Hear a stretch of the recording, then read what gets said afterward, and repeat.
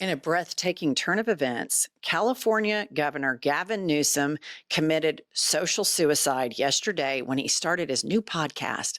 This is Gavin Newsom, and he invited racist, homophobic, transphobic, misogynistic Charlie Kirk to be his first guest in this whole new, we're going to try to understand MAGA that Democrats are doing. Watch this really cringy clip.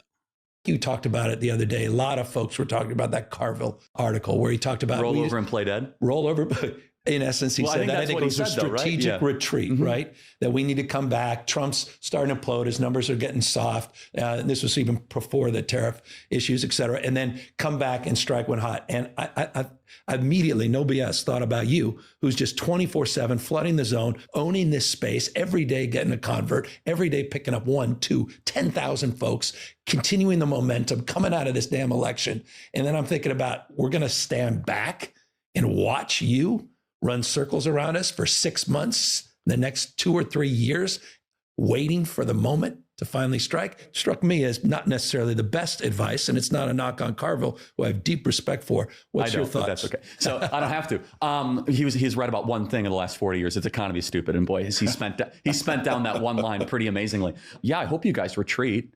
You kind of like the more advice. For us. You like I mean, the advice. There's no opposition. There's no activist spark. You guys are posting these cringe videos on social media. What are the videos? What are the ones that I don't are know, most this cringy? like harmonious thing of like 22 senators all saying the same thing. Didn't like that, yeah. I didn't like it. Go ahead. Go do more of that. What do you do? Please. What do you do? Seriously, Charlie Kirk, give us some advice. Get better ideas, Governor. Okay, speaking of cringe videos that Democrats post, that's one right there. Are you kidding me? You're the governor of California and you're asking some fringe right-wing commentator, what do we do? Give us advice. You know, one of the first lessons I saw, and I'm not a political strategist, is they don't relent. They have conviction in their insanity. They don't placate. They don't appease. They don't do this shit. He came down the escalator in 2016 and he's been batshit crazy ever since. And they've just all jumped on board and they have to shape shift and change their convictions all the time. This is one of the more pathetic displays I've ever seen. You know what I think this is? I think this is a bunch of people sitting around a table going, all right, Newsom, all right, we want you to be president, okay? So you need to do podcasts. And they're like, okay, all right, let's call Rogan, let's call, when they start listing them off. And then somebody's like, no, I have a better idea. Right. You be the podcaster. You do it. And they're like, oh yeah, I'll do, yes, I'll do it. Okay, well then what can we call it?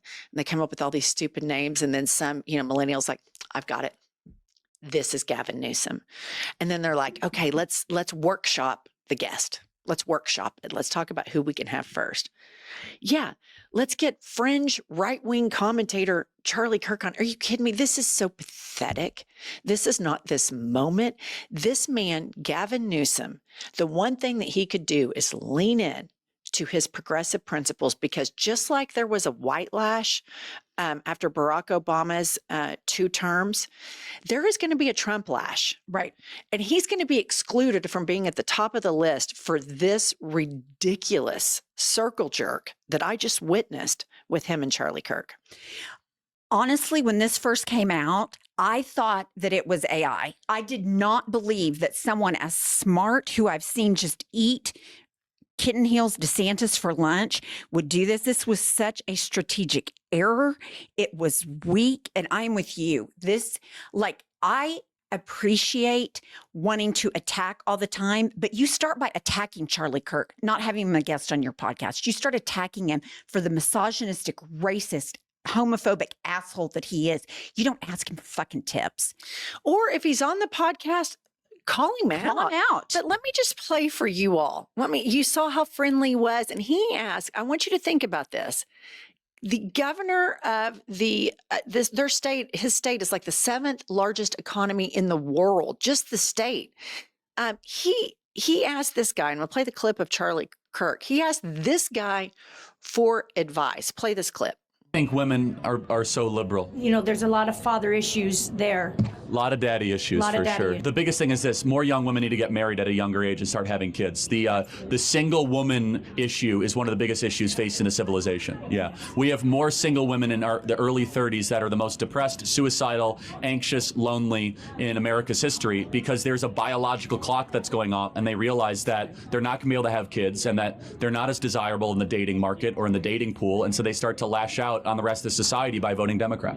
So date like you're going to marry, I guess that's going to be. Well, yeah, just get married early. Like, reject the siren song of modernity and have lots of kids. Absolutely. Like, being a partner at a local law firm actually isn't that big of a deal. Having 3 kids is a really big deal and will make you happier. And it's okay to be a stay-at-home mom. In fact, we need a lot of stay-at-home moms.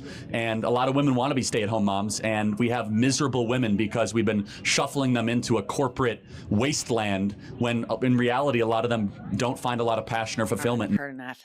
So think about that. So I'm not going to get into the merits of all the stupid shit he says, other than to say there is a problem right now, and it's with young men, right? And all of the data shows that young men are having a problem because they're unable to handle the success of women and other minorities and marginalized groups being on equal footing as them. And there's a little whiplash problem that they're dealing with. I don't want to get into all of that. That's not what this is about. I want to get into Gavin Newsom saying several things in this podcast that I'm not going to play for you because it's insulting to your intelligence. But one of the things he says, he looks at Charlie Kirk and he said, talks about his faith. And he goes, and I respect the hell out of your faith, you know, how Gavin Newsom does. And I'm going to tell you about Charlie Kirk's faith. Initially, when Kirk started the Turning Point, he criticized the evangelical movement. Mm-hmm. And then he was arguing for secularism.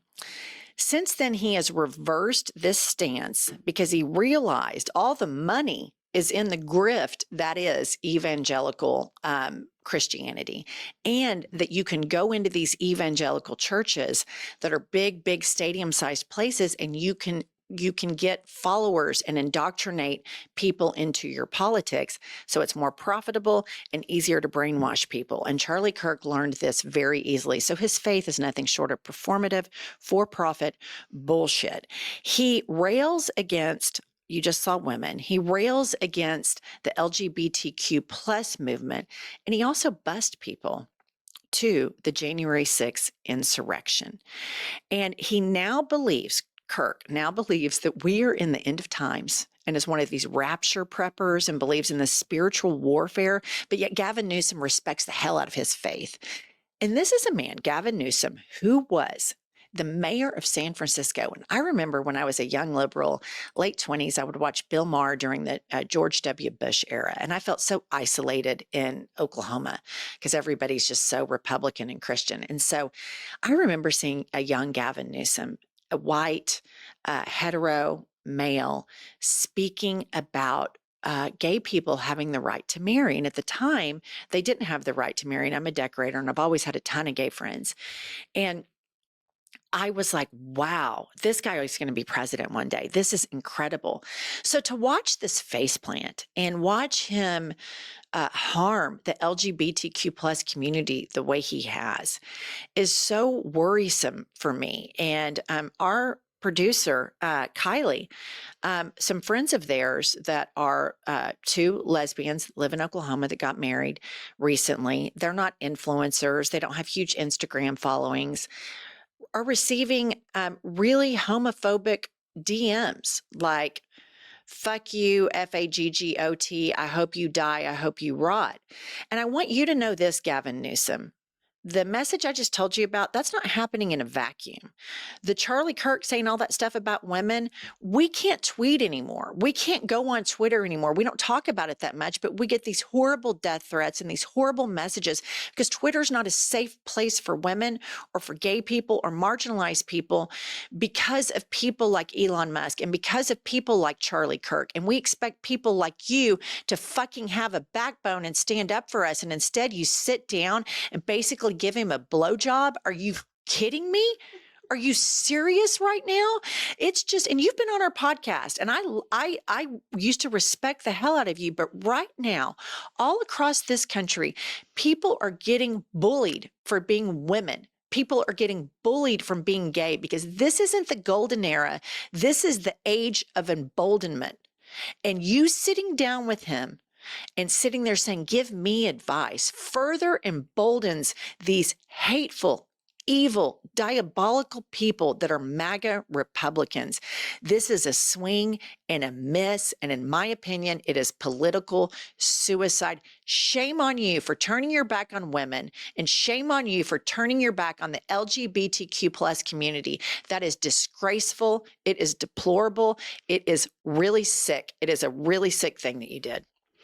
I couldn't agree more, because in our conversation with Gavin Newsom, he was such an advocate and an ally for the Advocate. Do that every time. For the LGBTQIA plus community. And to see him do this, I think it further makes these people feel marginalized, and it makes those communities feel marginalized and unsafe.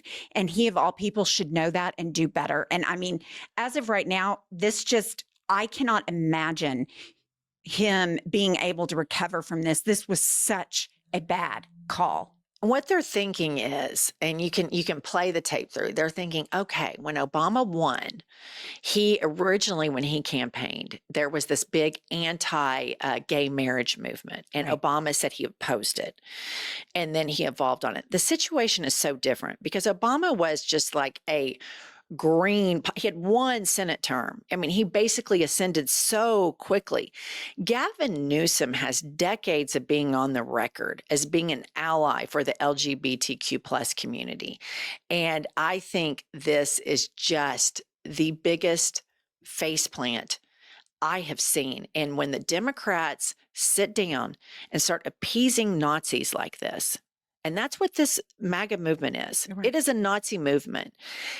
This is just like, basically, in my opinion, you're sitting down with a Hitler propagandist. There's no difference. There's no daylight between that. This is a very serious moment. And this is a time for people to unapologetically stand up for democracy. And that means democracy for everyone. And that's what Democrats stand for. Or to do appease, be an appeaser. Appease the Nazis. But this is pathetic. But I want to leave you all with this, because sometimes these news reports are so depressing. I have long thought that MAGA's numbers have been completely inflated. If you look at the tail end of the election, Trump couldn't fill stadiums. He moved his inauguration from outdoors to indoors because his ego couldn't handle the optics of another, limp dick crowd size.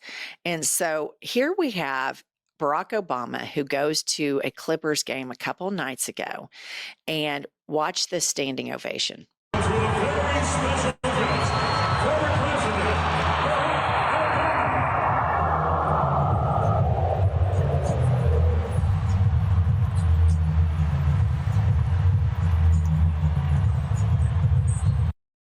What I have to say to MAGA Congress people that want to change the Constitution so that Trump can run for a third term, do it. Yep. I double dog dare you. Fucking do it. Let's go. Yeah. Barack Obama all day long, twice on Sunday for the third term. All right. Subscribe to our channel and we'll see you all later.